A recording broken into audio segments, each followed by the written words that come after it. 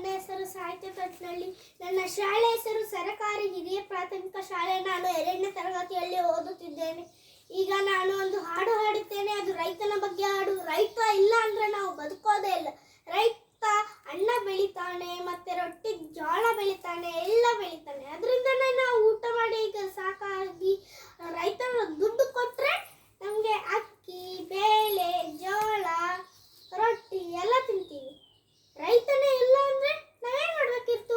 ಸತ್ತು ಹೋಗ್ತಿದ್ವಿ ಊಟ ಇಲ್ಲ ಅಂತ. ರೈತ ಇದ್ದಾನೆ ಅಂತ ನಾವು ಉಳಿತಿದ್ದೀವಿ. ರೈತ ಇರ್ಲಿಲ್ಲ ಅಂದ್ರೆ ನಾವೇನಾಗ್ತಿದ್ವಿ? ನಮ್ಮ ಕತೆ ಮುಗೀತಿತ್ತು. ರೈತನ ಗೌರವ ಕೊಟ್ಟು ಮಾತಾಡಿ, ರೈತನ ಲೈಕ್ ಮಾಡಬೇಕು, ಶೇರ್ ಮಾಡಬೇಕು. ರೈತನ ಜೊತೆ ಹೋಗಿ ನೀವು ಹೆಲ್ಪ್ ಮಾಡ್ತಿದ್ರೆ ಸಹಾಯ ಮಾಡಿ. ನಾನು ಒಂದೊಂದು ಸತಿ ನಮ್ಮ ತಾತ ಆಯೋರು ಎಲ್ಲ ಇದ್ದಾರೆ, ಸ್ವಲ್ಪ ಸಹಾಯ ಮಾಡಬೇಕು. ಹಿರಿಯರಿಗೆ ಮುದ್ದಿಂದ ಮಾತಾಡಿಸ್ಬೇಕು. ರೈತನ ಬಗ್ಗೆ ಒಂದು ಹಾಡು ಹಾಡ್ತಿದ್ದೀನಿ. 2ನೇ ಕನ್ನಡ ಬುಕ್ಕಲ್ಲಿ ಇದೆ ನೋಡಿ.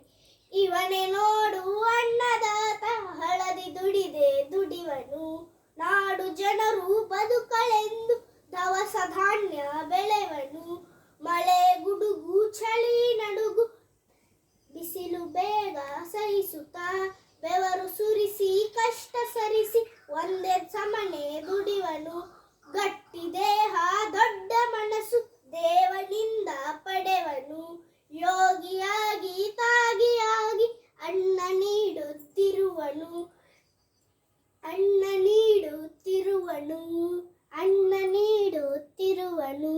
ಎತ್ತು 2 ಅವನ ಜೋಡು, ಕೂಡಿ ದುಡಿವ ಗೆಳೆಯರು, ಕೂಡಿ ದುಡಿವ ಗೆಳೆಯರು. ಹಿಗ್ಗು ಕುಗ್ಗು ಏನ ಇರಲಿ ಹೊಂದಿಕೊಂಡು ನಡೆವರು. ಧನ್ಯವಾದ.